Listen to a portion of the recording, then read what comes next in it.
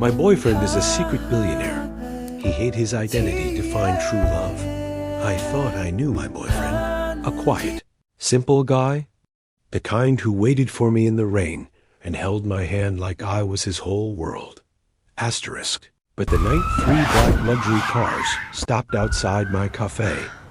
Everything What did you shattered. see? Asterisk. Men in suits stepped out and said 5 words that froze my blood. Mr. Blackwood wants to see you. And when I looked inside the car, it wasn't a stranger. It was him, but not the man I'd been loving. A billionaire in a mask of lies. Now I'm forced to ask myself, who did I really fall in love with?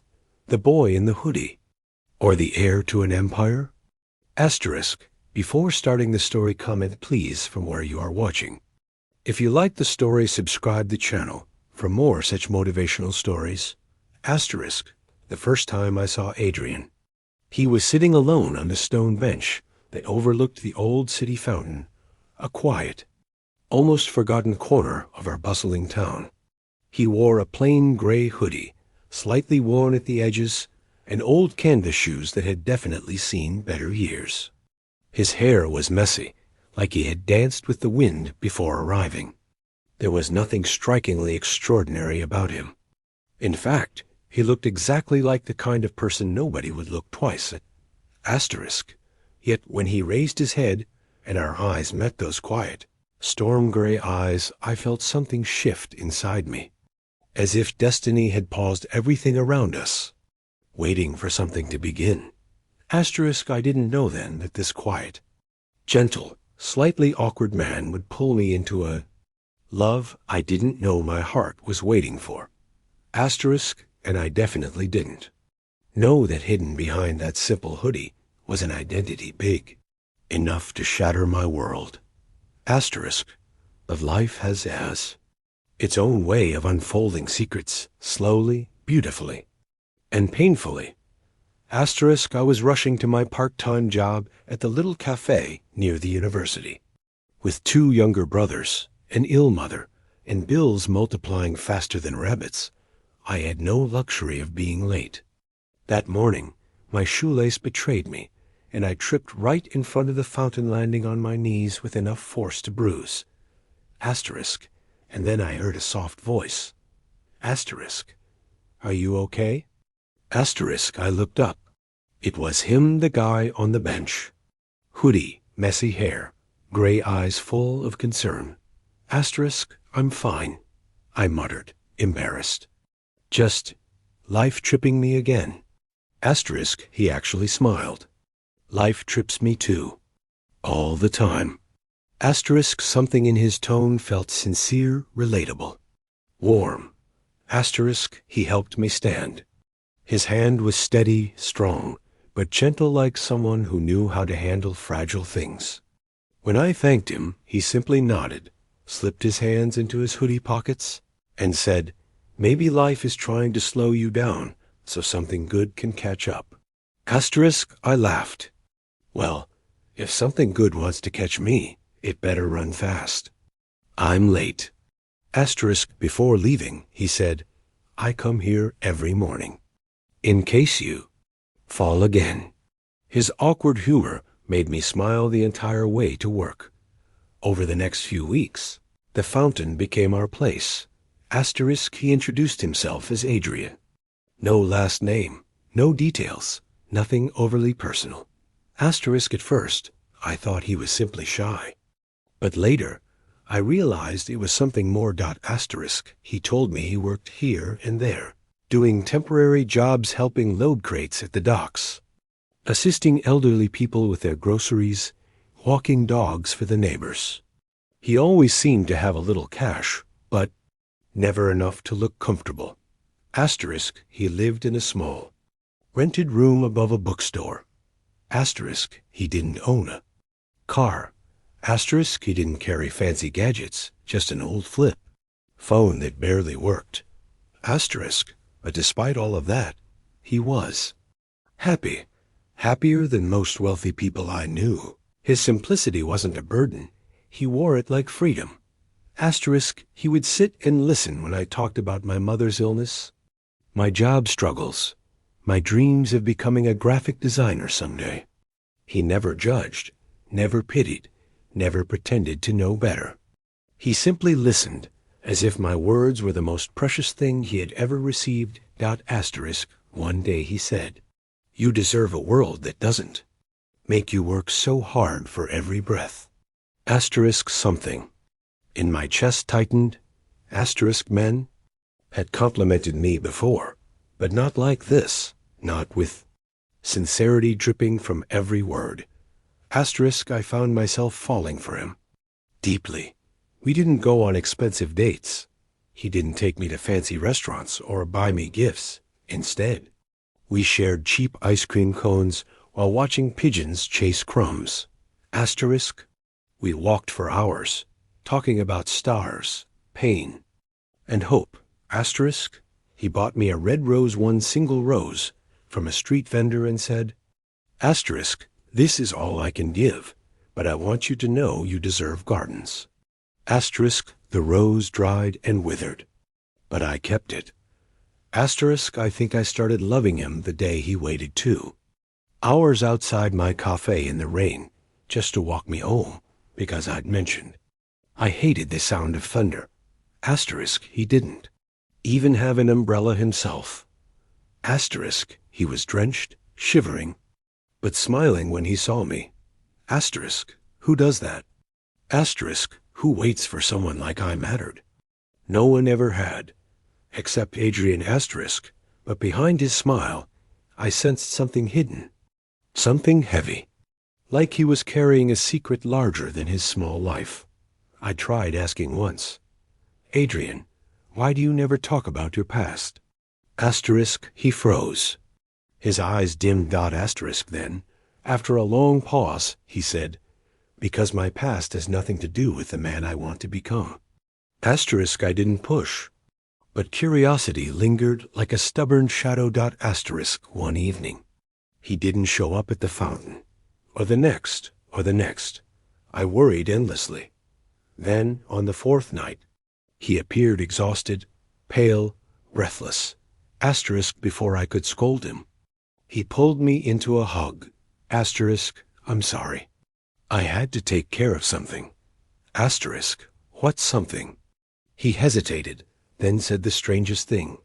"Sometimes I have to leave without warning, but I always come back to you." It didn't make sense, but love makes us accept uncertainty.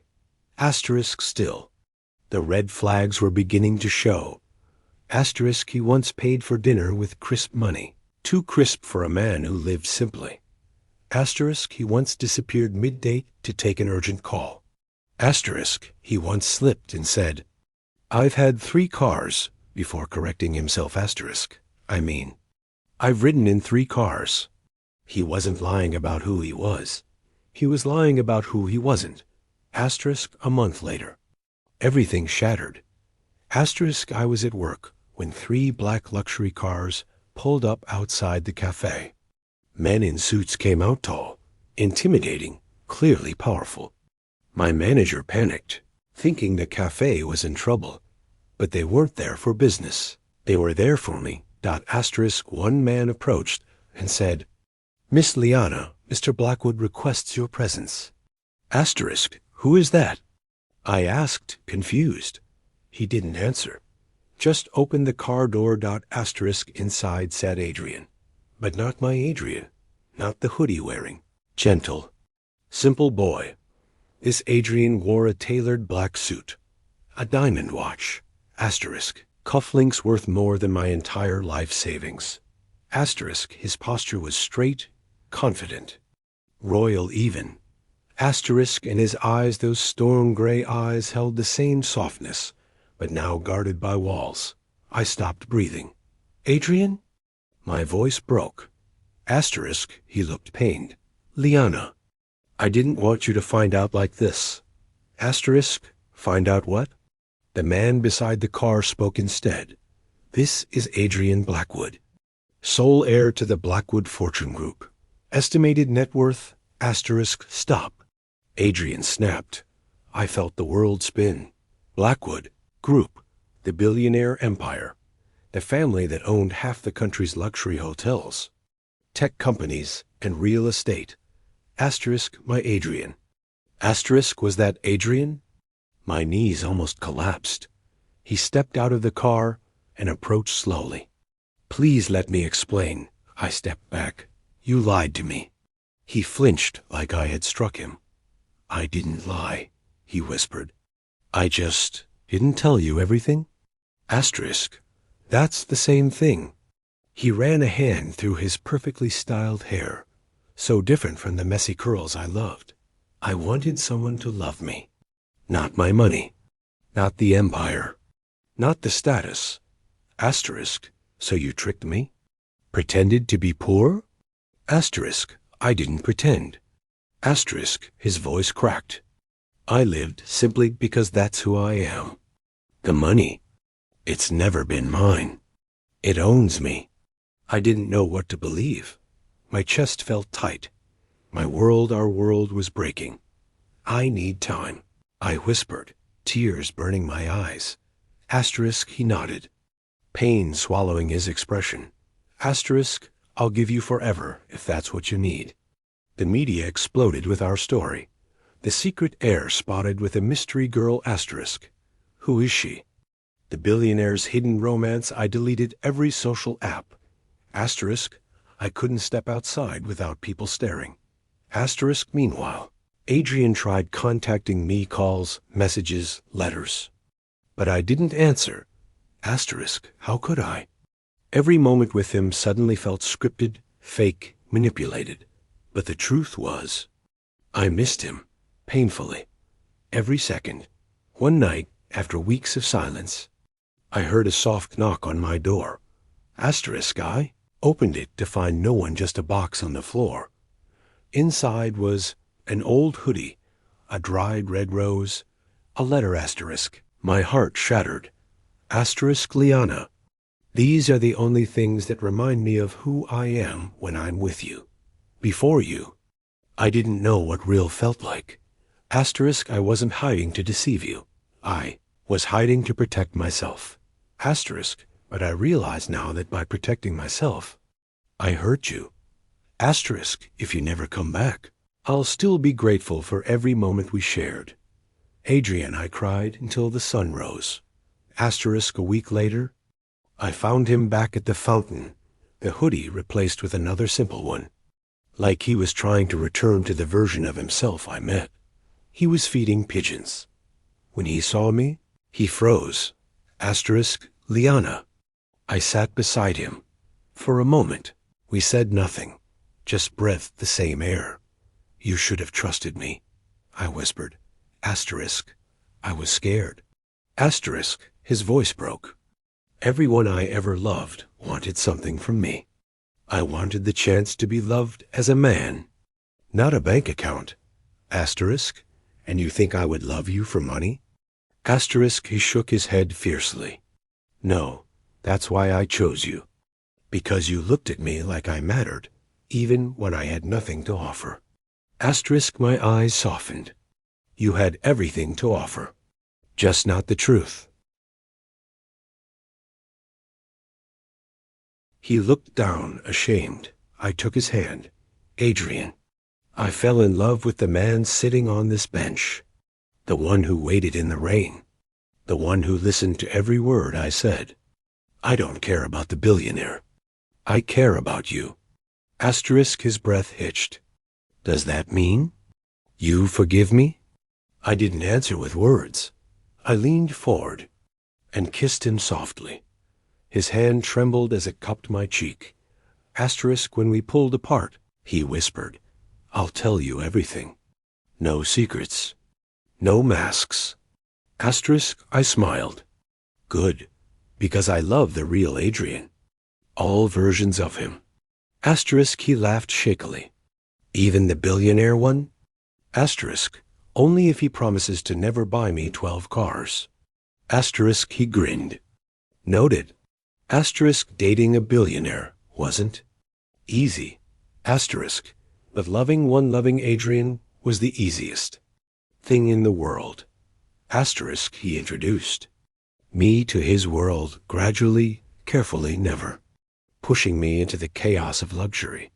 He still wore hoodies, still bought single roses, asterisk still preferred, street food over gourmet restaurants, asterisk, but he also held my hand tightly during charity galas, whispered jokes during formal dinners, and stole kisses when nobody watched, asterisk. The world knew him as a billionaire heir, asterisk. I knew him as the boy who tripped over his own shoelaces and laughed about it, asterisk. And that was enough.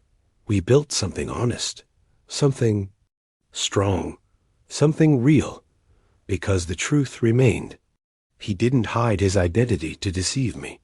He hid it to protect the most vulnerable part of himself, asterisk, his heart. And in the end, I'm glad he did, asterisk, because it led him to me, asterisk, and me to the greatest love story I never expected.